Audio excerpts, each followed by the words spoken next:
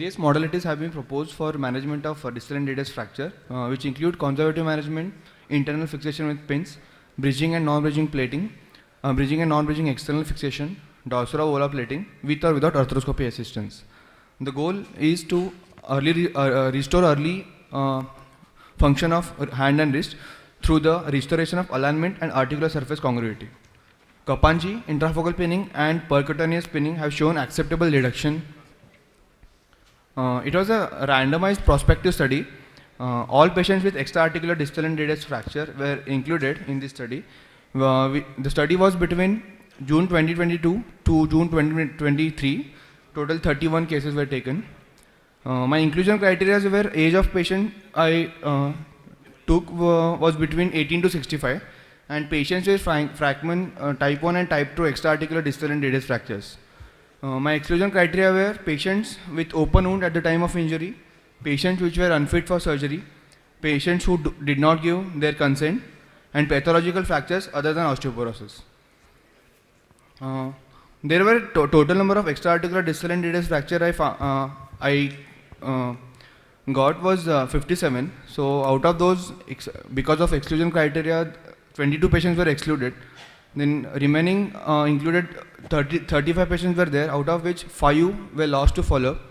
Then total follow-up of 31 patients were taken, which were divided into 2 groups, which was intrafocal Kapandji and group B was percutaneous pinning. First, in Kapandji intrafocal pinning, K wires were passed intrafocally and used as a lever to reduce the fragments and then migrated proximally into opposite cortex.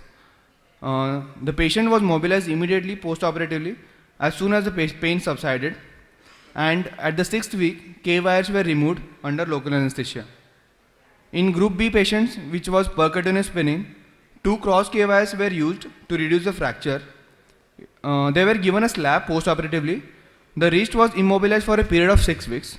At 6th weeks, the K wires were removed, slab was discontinued, and wrist physiotherapy was begun then. All the patients were assessed clinically and radiologically at 3 weeks, 6 weeks, 3 months and 6 months by modified Mayo risk score.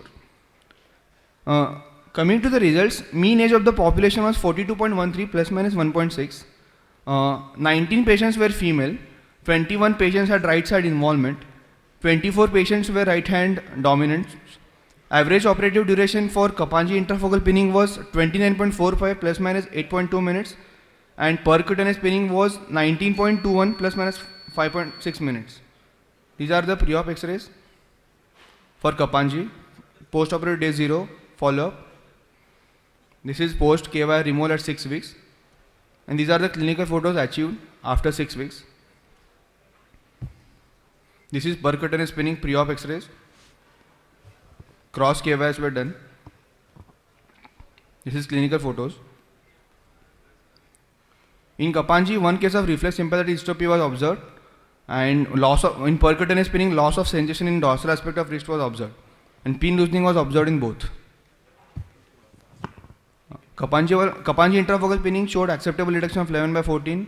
Functional outcome modified Mayo risk score was 85 to 90, and early mobilization was there in Kapandji, and failure rate was high.